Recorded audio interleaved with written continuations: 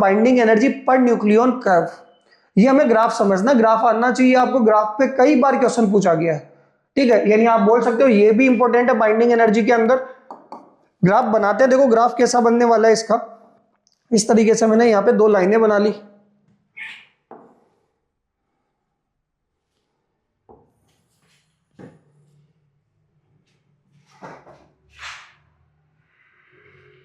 ठीक है। यहां पे हम लेने वाले हैं एक्स एक्सिस पे, तो हम बात करेंगे किसकी, एटॉमिक मास की, एटॉमिक मास, ठीक है। ये एटॉमिक मास कैपिटल है। और यहां पे हम बात करने वाले हैं binding energy per nucleon EBN की, ठीक है। और ये किसके अंदर, मेगा इलेक्ट्रॉन वोल्ट के अंदर, ठीक है। इसका डायग्राम बनाते हैं। देखो यहां से ऐसे ग्राफ बनाएंगे, थोड़ा सा ज्यादा ऊपर चला गया, ये देखो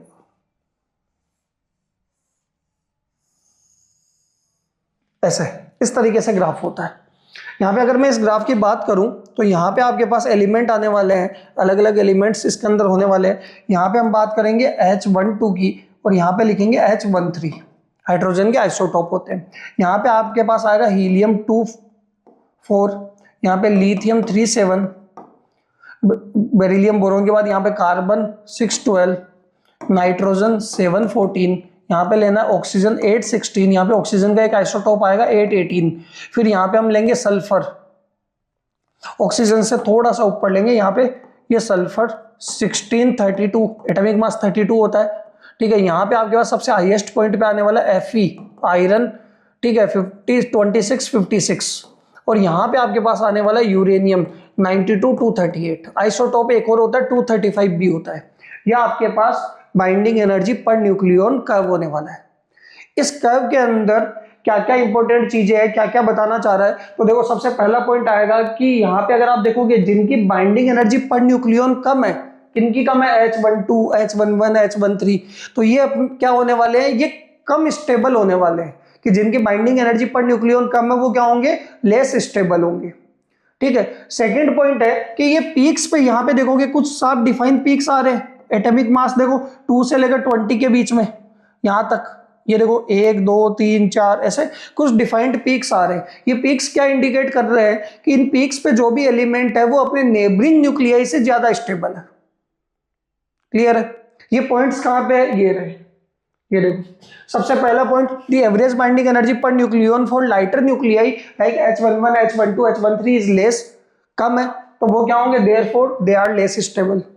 सेकेंड हम बात करते हैं from the mass number ranging from 2 to 20, 2 से लेकर 20 में, there are some sharply defined peaks corresponding to helium 24, carbon 612, oxygen 816. The peaks indicate that their nuclei relatively more stable than their neighboring nuclei. कि ये peaks पे जो भी element है, nuclei है, वो रिलेटिवली ज्यादा स्टेबल अपने नेबरिंग से, ठीक है। थर्ड पॉइंट अगर आप देखोगे, थर्ड पॉइंट क्या है, after that the binding energy curve broad maximum in range. यहाँ पे देखोगे इसके बाद क्या है, ब्रॉड मैक्सिमम इन रेंज में है। यहाँ पे इसके बाद कितना, एटॉमिक नंबर 30 से लेकर 120 तक। इन सब की एवरेज बाइंडिंग एनर्जी भी आपको दे रखी है, A = 30 to 120 corresponding to average binding energy पर न्यूक्लियन इज 8.5। यानी इनकी 30 से लेकर 120 जो एटॉमिक मास है, इसके अंदर एवरेज जितने भी न्यूक्लियाई है उनकी average binding energy per nucleon कितनी होगी, 8.5 मेगा ईवी। सबसे हाईएस्ट किसकी होगी, सबसे हाईएस्ट होने वाली है आयरन की, कितनी, 8.8 मेगा ईवी। सबसे हाईएस्ट किसकी होगी, आयरन की, ये देखो लिखा हुआ है। And maximum is 8.8 mega EV. किसके लिए होने वाला है ये, आयरन के लिए, Fe के लिए, ठीक है। किसकी है ये, Fe। As the mass number increases, उसके बाद 120 के बाद आप मास नंबर इंक्रीज कर रहे हो, जैसे यूरेनियम तक पहुंचते हो, ठीक है, तो बाइंडिंग एनर्जी पर न्यूक्लियन क्या होने वाली है, डिक्रीज होने वाली है। कि अगर आप देखोगे इसके बाद आप थोड़ा सा आगे बढ़ोगे, मास नंबर इंक्रीज करोगे, तो बाइंडिंग एनर्जी पर न्यूक्लियन कम होगी। और यूरेनियम की जो बाइंडिंग एनर्जी है वो कितनी है, 7.6 मेगा ईवी। ये पॉइंट्स आपको आने चाहिए, ग्राफ आना चाहिए, ठीक है। कई बार ग्राफ के अंदर इस तरीके से डायरेक्ट दे देते हैं, वो ग्राफ के अंदर 4-5 पॉइंट लिख देते हैं ABCD, और वो बताते हैं कि इसको है ना असेंड, इंक्रीजिंग या डिक्रीजिंग ऑर्डर, स्टेबिलिटी के इंक्रीजिंग या डिक्रीजिंग ऑर्डर में अरेंज करो, ठीक है, कि कौन ज्यादा स्टेबल है, किसकी बाइंडिंग एनर्जी ज्यादा है, ठीक है, तो आपको ये कर्व आना चाहिए और इसके ये चारों पॉइंट पता होने चाहिए। ठीक है, नेक्स्ट हम बात करते हैं significance of binding energy curve या बाइंडिंग एनर्जी का क्या सिग्निफिकेंस है। तो देखो इसी ग्राफ से हमें पता लगता है कि कौन से एलिमेंट्स का फ्यूजन होना है और कौन से एलिमेंट्स का फ्यूजन होना है। कैसे कि इस ग्राफ के अंदर हमें पता लग रहा है कि इनकी बाइंडिंग एनर्जी पर न्यूक्लियन कम है, तो जिनकी बाइंडिंग एनर्जी कम है, वो कम स्टेबल है, उनका तो क्या होगा, फ्यूजन होगा। फ्यूजन का मतलब वो कंबाइन होके क्या करेंगे, एक हैवी न्यूक्लियस बना देंगे, स्टेबल न्यूक्लियस बना लेंगे। ठीक है, और जिनकी बाइंडिंग एनर्जी पर न्यूक्लियन ज्यादा है, बहुत ज्यादा है, यूरेनियम जैसे हो गया, उसका डीके भी होता है, रेडियो एक्टिव एलिमेंट होता है, तो वो क्या होंगे, उनका फ्यूजन होगा, वो 2 और मोर स्टेबल न्यूक्लियाई के अंदर क्या होंगे, ब्रेक हो जाएंगे। तो हमें इस ग्राफ से बाइंडिंग एनर्जी से हमें पता लगेगा कि कौन से एलिमेंट्स का फ्यूजन होना है और कौन से एलिमेंट्स का फ्यूजन होना है।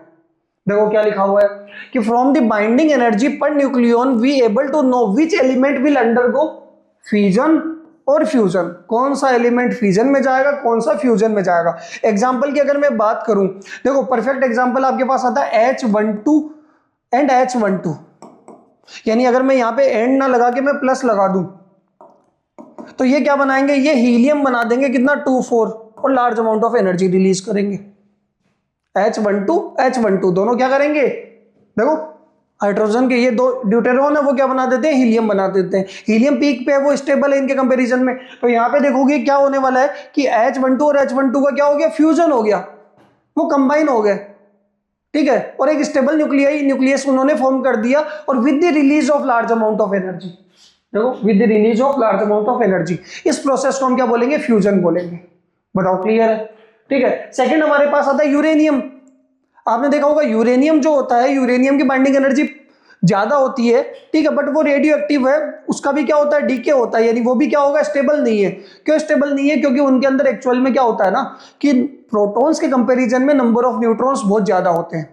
ठीक है, रेडियो एक्टिव जो भी एलिमेंट होते हैं उनके अंदर प्रोटॉन्स, जैसे यूरेनियम है, यूरेनियम का हम यहाँ पे आइसोटोप लेने वाले हैं 92 235। तो देखो प्रोटॉन तो 92 है, पर न्यूट्रॉन कितने हैं, 235 में से 92 माइनस करो, समझ में आया। तो इतने न्यूट्रॉन्स प्रोटॉन के कंपैरिजन में बहुत ज्यादा है, तो उसको भी स्टेबल बनाने के लिए, स्टेबिलिटी के लिए वो क्या करेगा, ब्रेक होगा, यानी उनका क्या होने वाला है, फ्यूजन होने वाला है। तो uranium will split up into barium and krypton with the release of large amount of energy called fusion. तो इसी से हमें पता लगेगा किसका फ्यूजन होना है, किसका फ्यूजन होना है। यहां पे मैं लिखता हूं, देखो यूरेनियम को हम क्या करते हैं, एक न्यूट्रॉन देते हैं, तो ये क्या बनाता है, बेरियम बनाता है, क्रिप्टॉन बनाता है, 3 न्यूट्रॉन और रिलीज करता है, और with the large amount of energy. ठीक है, और ये चार्ज और मास क्या रहता है, कंजर्व रहता है। यही रिएक्शन हम आगे न्यूक्लियर फ्यूजन के अंदर पढ़ने वाले हैं।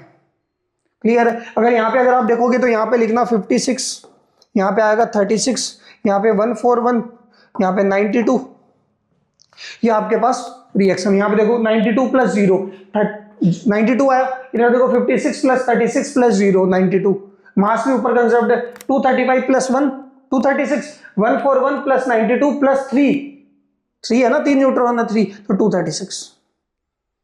तो इससे हमें पता लगेगा किनका फ्यूजन होना है, किनका फ्यूजन होना है। क्लियर।